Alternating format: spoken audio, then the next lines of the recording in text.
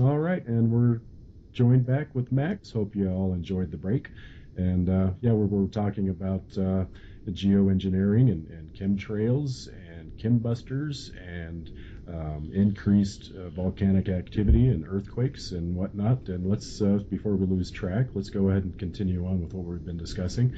Um, it's just all about bringing awareness. And in my opinion, it's chemical warfare on people. And it's just it's unacceptable to me, and it should be unacceptable to the globe, the people on this planet, because we're the ones whose lives are at stake, And pretty much the lives of all living the things. lives of all living things. And I recently, before we get Max uh, geared up and going again here, I recently saw a patch that some of these chemtrail plane operators wear.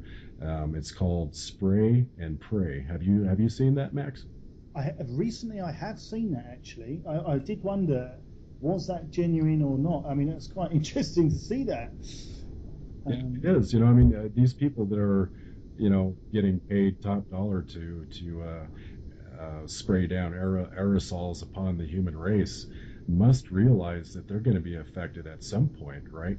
I mean, they live on the planet too, and I'm pretty sure they can't dodge the particulates. So I guess that's where the spray and pray comes in.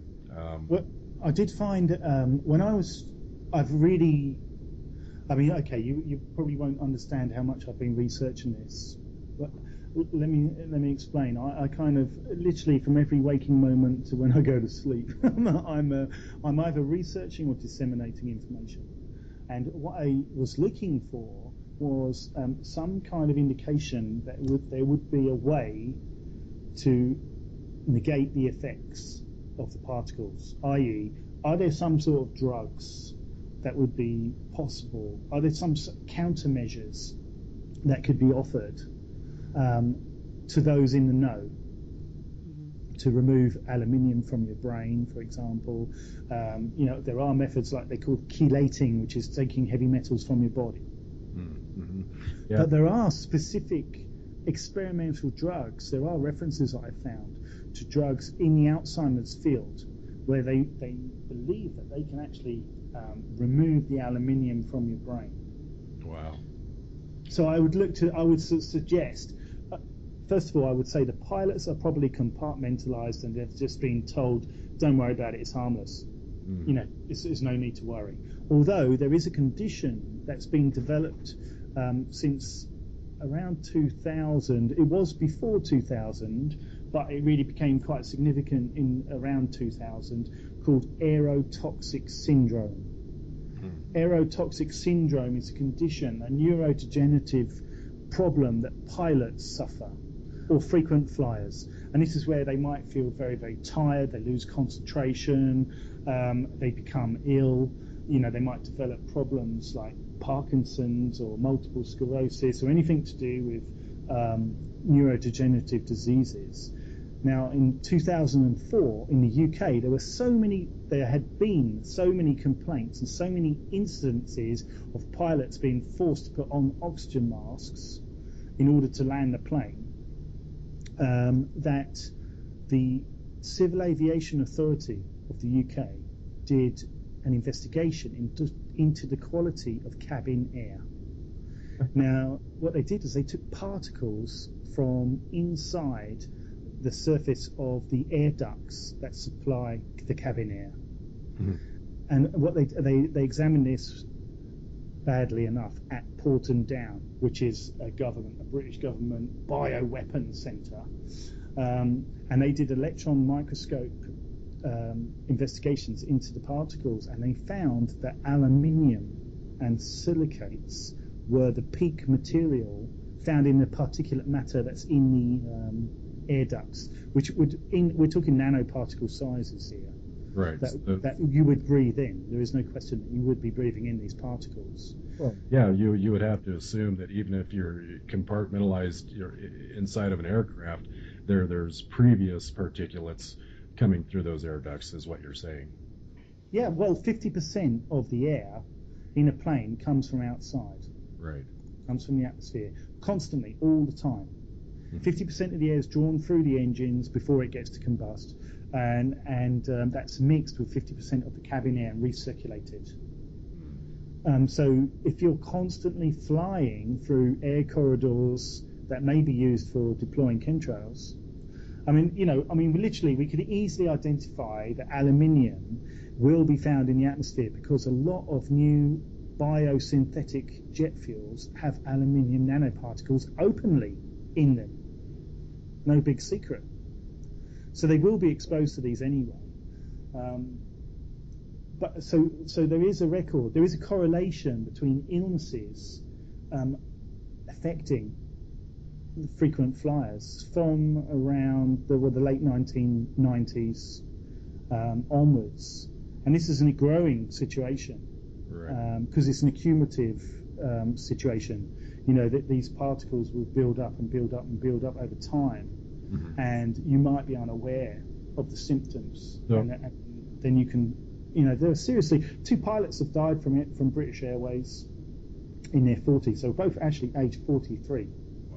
So essentially, then nobody is really protected, even the powers that be, unless they have some kind of a antidote filter inside their esophagus. They're going to be breathing these particulates as well. But I think, and I would just like to say this: I certainly have found information that would prove, or at least be indicative, that the powers that shouldn't be will have access to drugs or technology in order to remove those particulates for them. But the particulates, we have to understand the mindset of the people that are doing this. They don't care if our lifespan is reduced because that's part of their plan. They're quite happy for that. Yep. It's really, really difficult for people to grasp that the powers that shouldn't be. I found so many documents to prove there's no question New World Order is a real agenda. Oh, absolutely. A one world government system, a globalized system. This is the whole thing about geoengineering, and from the research that I can prove, and most of my research, I've got a lot of verifiable information, thousands of documents, and like I said, at least 3 years solid research constantly, and I confront the people at the top of their game in the world on this issue. This is about creating the symptoms that support the idea of anthropogenic global warming, because that's a big fear card. This is the whole fear. Anthropogenic global warming has never been a problem in the past, and we've had warmer periods in the past. Absolutely can prove that. There's no question about it. So we know warm. We've been through it before. There's no problem, But they want to push the fear of global warming because that will give them the license to connect all the people of the world under their government systems into this new world order using Agenda 21, which is also known as Sustainable Development. Exactly. Right, and it's written in the Georgia Guidestones. Yeah. Plain as day. Yep. Everything, all the paths of information seem to lead to Agenda 21, no matter how you look at it. And they create a problem, they get reaction, and they're the ones that supposedly come up with the solution. And all this fear porn that they keep throwing out there, problem, reaction, solution. Yeah, like the Ebola thing and all this ISIS stuff. It's just being thrown out there via the mass media, the mainstream media, and people watch this stuff and they believe it because they know it to be true because Wolf Blitzer told them so. And ultimately, we can't let them win at this game. We've got to start to keep pushing back, and I think more people are becoming awake and aware. Not enough of us, but they definitely are waking up much more. In the last 3 years I've been doing this, it's incredible. Like I can go, I live in the countryside, and the nearest city is 30 kilometers away. And so if we have to go to town to buy something or whatever, I'll take the opportunity to drive with my van. It's all painted up. It's really covered in information. It stands out. And recently, when we're going into town, always get a few hoots and thumbs up and waves and stuff like that. But just recently, we went into a big supermarket area. And when I came out of the supermarket, there were lots of chemtrails in the sky, and I just started to take pictures of them because I like to take pictures of them regularly so that I've got a stamped record of how frequently I would see a chemtrail or an induced contrail. So I was just taking them anyway because it's a habit now. And then people started realising they'd seen my van, and I was a bloke taking chemtrails, and they were asking me, "Oh, is that your van?" And people were aware already about chemtrails. That's awesome. Yeah, it was a heartwarming moment for me to realise this is a big departure. This is a turning point, especially here in rural France, to have people different ages, men and women, pointing them out, wanting to know more information, and some people were already aware of it. I was like, wow, it proves that it's been working. Yeah, that's good. That I would feel elated. Right. Well, the fact that we just doing the radio show and you're out there as an activist planting the seeds. Yeah, and I think that this broadcast is going to get a lot of attention, and I hope so. Not only for us, but to keep your research going strong and get the word out to more people via Awake Radio and the affiliated networks. Because if we don't start to awaken or help awaken the masses to not only chemtrails but all the other issues that are presenting itself. Issues going on this planet. Yeah. I think our next generation is going to be up in arms, not knowing what to do because they've been taken advantage of and taken absolute control of. And I don't want to see that, and I certainly don't want to see that for the next generation. It's going to be like the movie Idiocracy. I don't know if you've ever seen that, but I haven't actually. I haven't watched television since the 90s. Oh. So I kind of don't. I can't enjoy. I love movies, but I can't enjoy them the way I used to. Yeah, we know what you mean, but we haven't had cable here for the last 5 years, but we do watch on occasion a movie, very seldom. But like he says, when I watch a movie, I can't really enjoy it like I used to because I can't either. I know that it's all illusionistic and it's not real, and it's predictive programming. Yeah, it is predictive really programming. Is. And even to the point of music is becoming predictive. Oh, everything. All forms of entertainment are predictive programming these days, because who owns the entertainment industry? The Freemasons. So yes. It's incredible, isn't it? I mean, I've been trying to understand, part of my research to understand the geoengineering thing brought me to the Freemasons because of the Royal Society. The Royal Society is riddled with Freemasons. They literally, if you go to, if you just do a search for Freemasons and the Royal Society, you'll come to a public PDF file about the list of members since 1660 up until 2007. Wow. And there are thousands upon thousands of these different Freemasons within the Royal Society. Not to mention all the other little secret societies like Skull and Bones and Bohemian Grove. Bohemian Grove, and you're like this. Then I went to a German city recently on my way back from the Berlin conference, and we went to a city called Regensburg.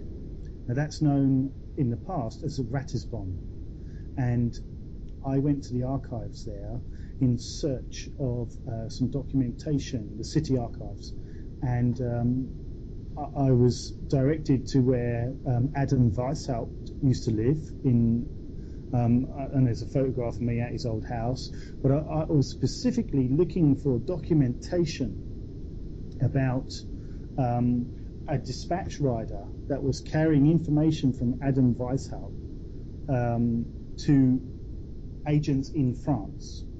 And this dispatch rider was struck down by lightning, and eventually the local police or whatever law authority was there, was able to take hold of this guy's possessions, and found that these documents were involved and presented them to the Bavarian government. And the Bavarian government took these so seriously that they, first of all, they warned the French government of a coming revolution.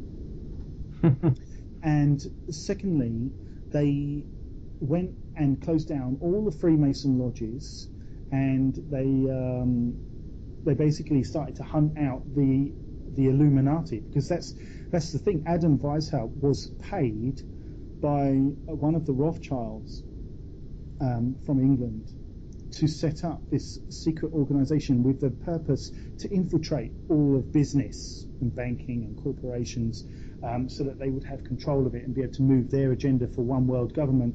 And one world government was almost achieved in 1816 following the Napoleonic Wars, at the Congress of Vienna, where there had been a series of wars. And at the end of these, the idea was that nations and the people of the nations would be so sick of war that the politicians would have no problem in getting them to agree to a one world government system. And it was only the Russian Tsar who refused to give up the sovereignty of his people to this one world system. So that failed in 1816. Then you had a series of revolutions all around Europe, and basically this was all the Rothschilds doing. This was all their manipulations, the hidden hand. And so I really wanted to find out if that was true, and it is actually a fact. Wow. This is absolute fact that there's proof of a genuine conspiracy going back. I think it was 1786 that they actually found this dispatch rider dead, struck by lightning, and then the following events carried on happening. So some people have known about this for a very, very long time, and it's absolutely real that they've wanted a one world government system. They wanted to take over the whole world for hundreds of years now. Do you think currently now, since they failed then, and then their game is in their favor, sort of, in current society, but do you think they'll be able to pull off this one world government system, new world order system? In the short answer, no. No.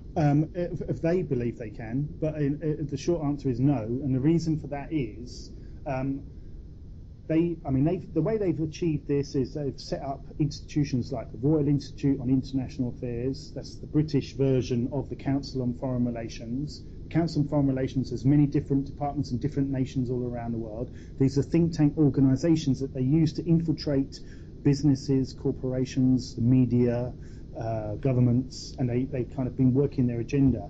Now the problem is they have very fixed plans. Some of these plans are 100, 150 years in the making. Now that relies on the mass deception. It relies on everyone being ignorant.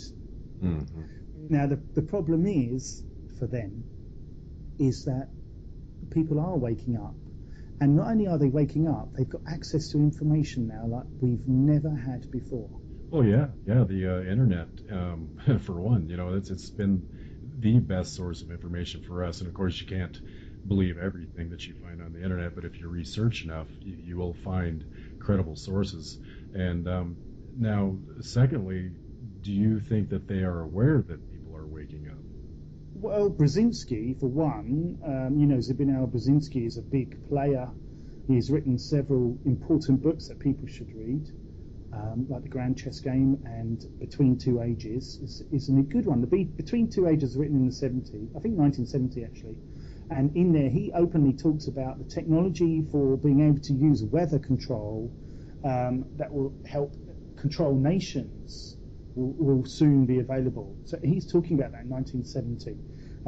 This man, Zbigniew Brzezinski, has recently talked, I think it was at the Council on Foreign Relations, but I'm not 100%, but he was talking publicly, or at least in this, or it was filmed, so saying that people are waking up, and they are becoming disenfranchised with politics. The current system is failing them, and they are waking up and learning information at a pace which is just incredible. So they are aware. I mean, you had Hillary Clinton talking at some point saying they are losing the information war. So, all right, so that they're aware. Now, if they're full aware that, say, a large percentage of the people do know what they're up to, is that going to be enough for them to just lay down arms and say, okay, we've lost the battle? No, they will never do that. I wish they would, eh? Oh, that's a pipe dream. I wish they would do that. No, when you've got people like David Cameron recently talking at the United Nations, saying that conspiracy theorists, now he said non-violent conspiracy theorists are just as dangerous as ISIL and ISIS. Right?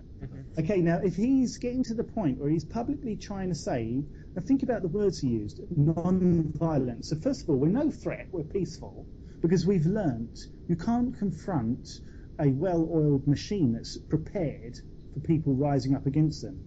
Oh, no. You can't do it that way. That's always failed in the past. Although I must say, like, I've been on a lot of protests and demonstrations, and it's always the police that starts the trouble, and it always ends badly. But that's generally when people actually physically protest. That's actually when change has happened in the past. You know, because they realise the people won't take it.